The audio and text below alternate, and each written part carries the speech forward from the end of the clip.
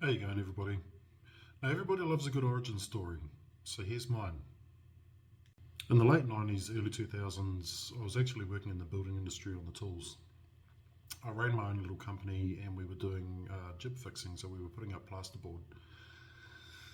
Now, throughout this time, I was actually carrying a back injury from when the first 15 prop from school decided to use me as a tackle bag from behind.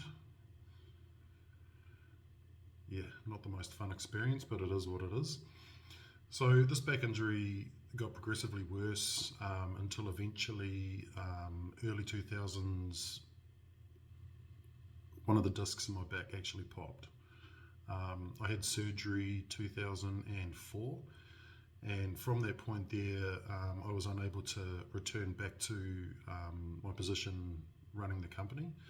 So I had some choices to make. I had to do some deep thinking about what it was that I was going to do. I had to reinvent myself, enter sales. While I was still in the building industry, when work dried up a little bit, I'd go and do other things just to sort of keep the money rolling in. Had a young family, and also one of the jobs that I did was actually an entry-level sales position. So it was business to business, going around selling things like toys, books, clothes, that sort of stuff. So that was my introduction to sales. And to be honest, I was pretty good at it. So we had this thing called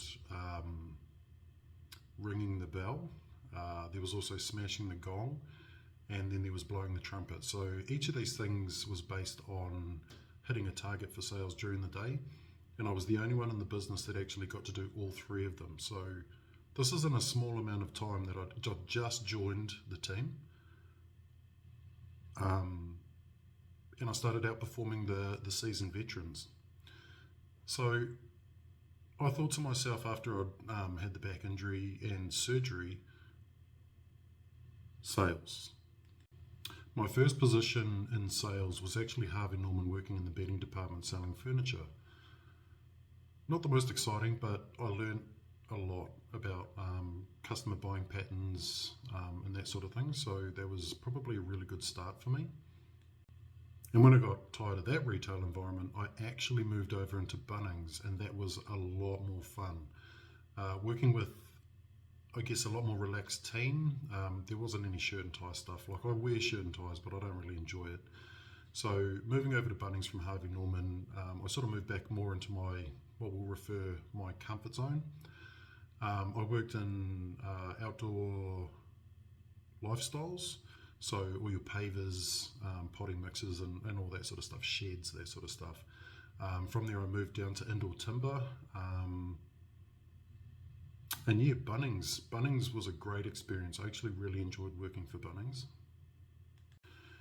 At the time, my partner was working in real estate. So when I'd sort of worked my way up to a position where I kind of felt like Bunnings wasn't really meeting my mental needs as much anymore, I joined her and did my real estate salesperson certificate and moved into real estate. Now, at the time where we were living, I think the median house price was around sort of $330,000. My first sale was $520,000, and it sort of just carried on from there.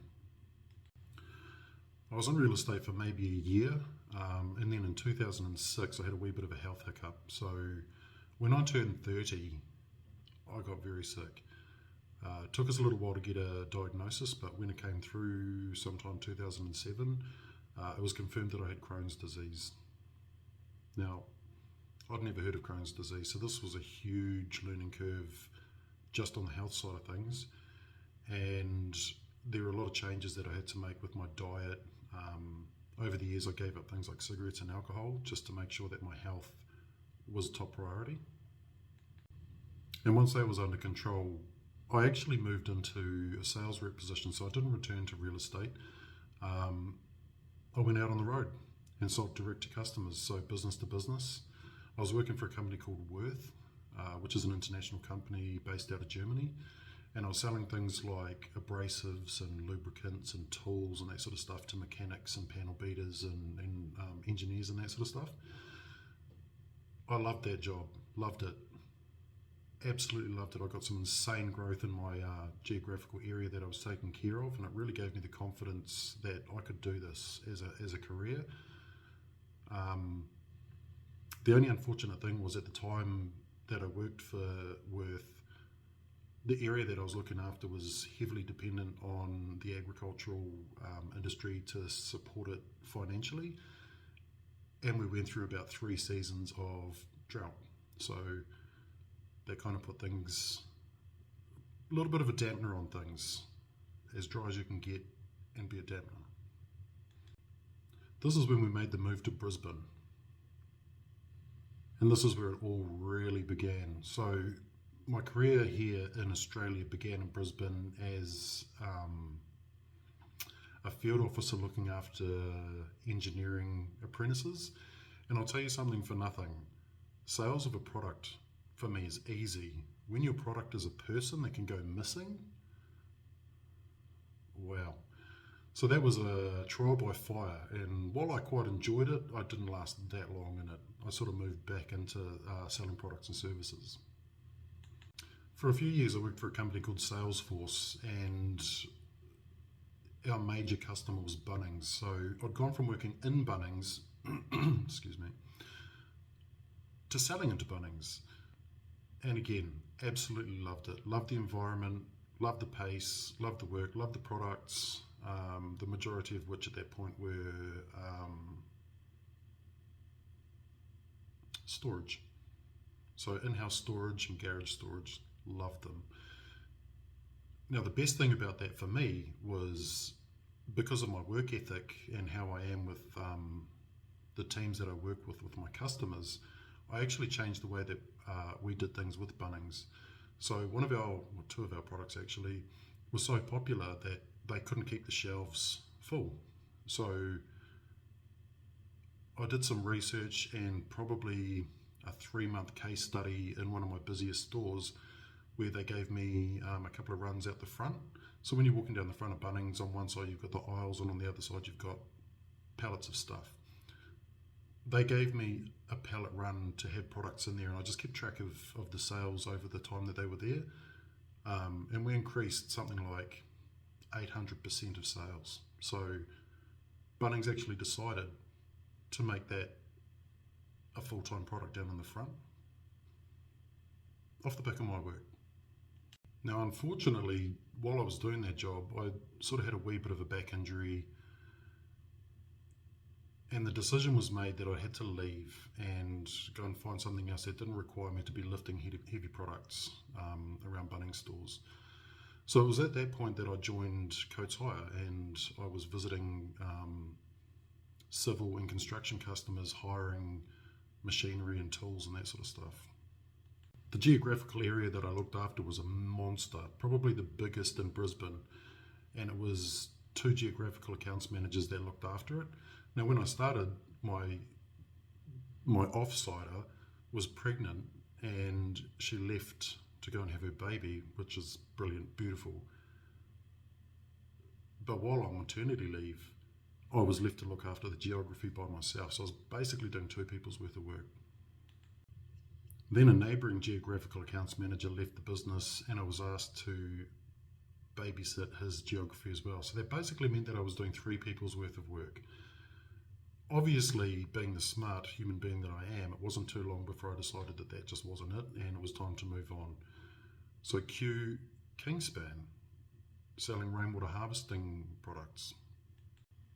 Now, this was a role that I could really sink my teeth into. I was given absolute freedom to do what I needed to do within southeast Queensland and Northern Rivers in New South Wales. So like I had a huge geography to look after, and all the retail and reseller customers within that space. So I was dealing with your plumbers, plumbing supply stores, rainwater tank installers and that sort of stuff. So our products were custom rainwater tanks. When I first came on board, my channels had been underperforming for quite some time, so effectively it was the builder channel that was carrying the business at that point.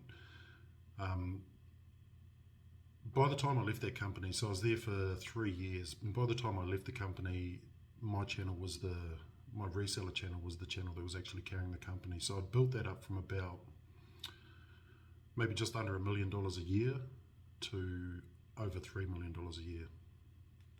While that might not seem impressive, our product was the premium product. So this is why I'm not afraid of what we'll refer to as the high-end products. The trick is to establish value and sell value, because when people want to talk about price, they're probably the wrong customers. So in a market that was absolutely saturated with plastic, aka poly tanks, I managed to bring in a huge portion of the market. Take the bigger piece. It was at this point that I was actually headhunted by a company here in WA, the world's largest heavy earth moving machinery hire company. It was quite a strange feeling being headhunted. So I was contacted, asked to meet with one of the managers, and pretty much on the spot they offered me the job. So thus began my time with Emeco. Now, selling into the mining and gas industry is hardcore. It's very hardcore. And considering I'd literally just arrived in WA, my work was definitely cut out for me. So getting out there and creating opportunities for not only myself, but for the company, didn't go unnoticed. Unfortunately, due to COVID and a few other circumstances, I ended up leaving that after about 1.5 years to move on to other things, which I won't delve too much into because they're kind of neither here nor there little jobs. But it's definitely the lead-in to how I've ended up here.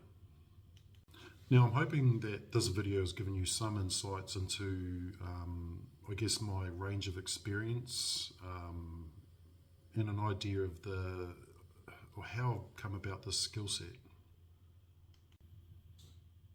Now, I seriously think that my skill set could benefit you.